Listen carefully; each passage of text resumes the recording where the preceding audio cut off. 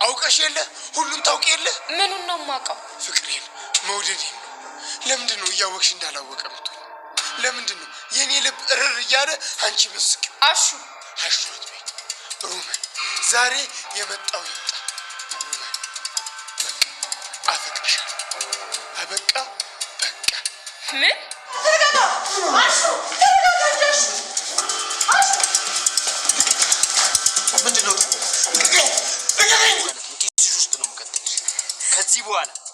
ከዚህ በኋላ አልደርስብሽም እንዳደርሽብኝ። እሺ ልቀቀኝ። እሺ ዳይመንድ ምን እያደረክ ነው? የሰማሽ?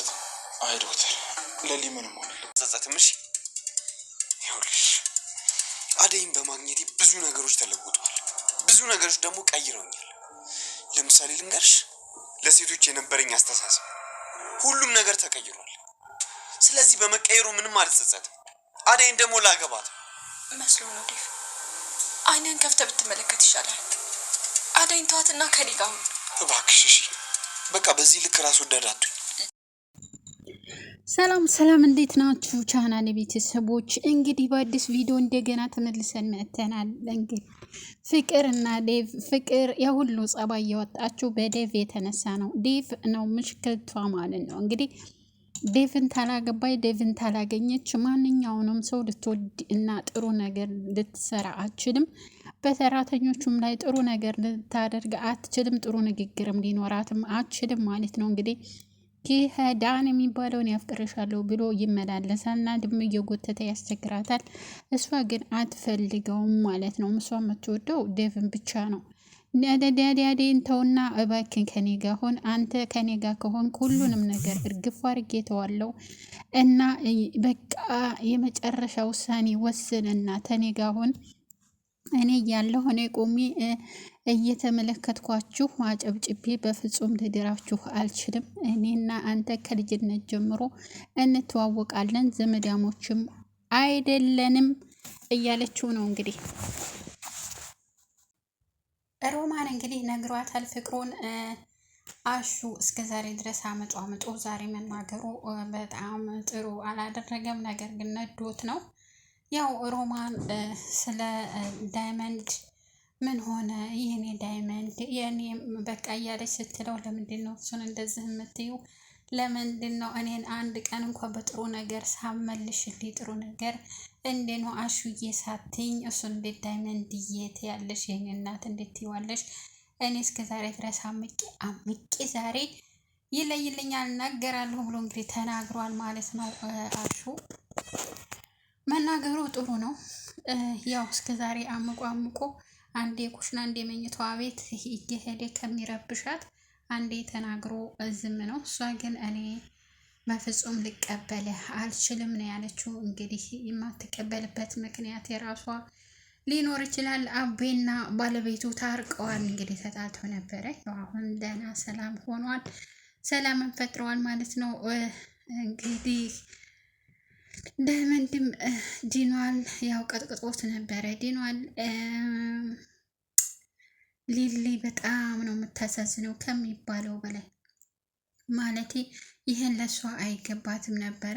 አክተሩ በጣም ተሳስቷል። ለሷ ይህንን መስጠት የለበትም ነበር በእውነት። እሷ ተቀድሞም ደካማ ነበረ። በደካማነቷ ደግሞ ይህንን ማግኘቷ፣ በዛ ላይ ደግሞ ቤተሰቦቿን አታለች። ማንም የላት ተጎኗ፣ ወይ ወንድም የላት፣ ወይ እህት የላት፣ ወይ ዘመድ የላት፣ ወይ በቃ ወይ ጥሩ ፍቅረኛ የላት። ፍቅረኛዋም አይዞሽ አለሁሽ ብሎ ጥሏት ሄዷል።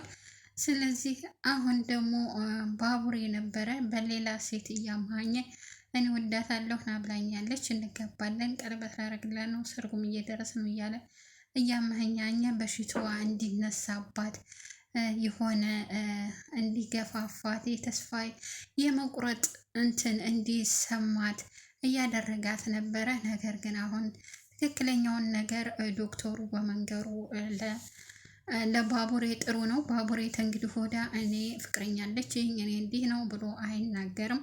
ያው እንከባከባታል፣ ተጎኗም አይለኝም ብዬ ተስፋ አለኝ ማለት ነው።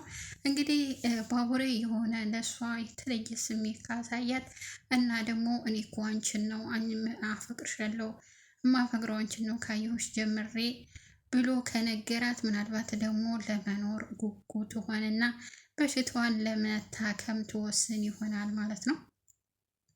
አደይ እንግዲህ ዶክተሩ በጣም ነው የሚወዳት። ያው ባለፈው እንደነገርኳችሁ በጣም እንደው መንገዱን ለብቻው እያወራ ነበረ ዶክተሩ። እንግዲህ አሁን ትናንትና እንደዛው እጇን ያዝ ሲያረጋት ምንድን ነው ዶክተር ስትለው ምንም አይደለም ሊሊን ተንከባከቢያት ይላል። እንግዲህ ሳትታመም ገና ዛሬ እኮ ምርመራ አለብሽ ነይ ብሎ ተነገ ወዲያ ያለውን ዛሬ እንድመጣ ያደርጋል ማለት ያው አደይን ለማየት ስለሚፈልግ ማለት ነው። እንግዲህ አደይን ተረባርበው ምናልባት ሊያድኗት ይችላሉ። ነገር ግን ከድራማው ከወጣች በጣም ነው በቃ የሆነ እኔ አልወድም። ተድራማው ስትወጣ ሊሊን በጣም ነው መወዳት ማከብራትና ሁላችሁም ኮመንት ላይ ከድራማው እንድትወጣ አንፈልግም በሉ ማለት ነው። ቤዛ ደግሞ ሁል ጊዜ በቃ ተንኮል እንዳሰበች ነው አሁን የገባችበት ሐኪም ቤት ለስራ የገባችበት። እንግዲህ ዶክተሩን ለማጥመድ ነበረ፣ እሱን ለማፍቀር ነበር። ነገር ግን እሱ ፊትም አልሰጣትም። እንኳን ፊት ሊሰጣት ቀርቶ በቃ ለሱ ምንም አልቆጠራትም ማለት ነው። እና ደግሞ እየመጡ ቤዛ እንደናት ቤዛ እንዴት አድርጋለች እያሉ ስለሚነግሩት ጥንቃቄ ምናልባት ሊወስድ ይችላል ማለት ነው። እንግዲህ ቤዛ አሁን የፈጠረችው ተንኮል ምንድን ነው? ትክክለኛ መርፌዎችን ለሰው የሚሰጡ መርፌዎችን ትክክለኛዎቹን በአለፈበት መርፌ እንቀይረዋለን። ስለዚህ እኛ ሳንሆን የምንጠይቀው አንተ ብቻ አዘጋጅተህ ጠብቀኝ እና አንተ ያንን ትክክለኛውን መርፌ ዓመተ ምሕረቱን ያላለፈበትን ወስደን እኛ እንሸጠዋለን። ይህኛውን ደግሞ ለሌሎች ይሰጣል ማለት ነው። እኛ ሳንሆን የምንጠየቀው የሚጠየቀው ሆስፒታሉ ነው። ስለዚህ ዶክተሩ ነው የሚጠየቀው። እኛ ምን አገባን? ጠየቁትም አልጠየቁትም እኛ አያገባንም። እኛ ቀይረን ይህንን ትክክለኛውን ለሌላ እንሸጣለን እና ግዴታ ገንዘብ ማግኘት አለብን። ገንዘብ ለማግኘት ነው ይሄ ሁሉ የምናደርገው። ቤቱንማ ልንሸጠው አንችልም።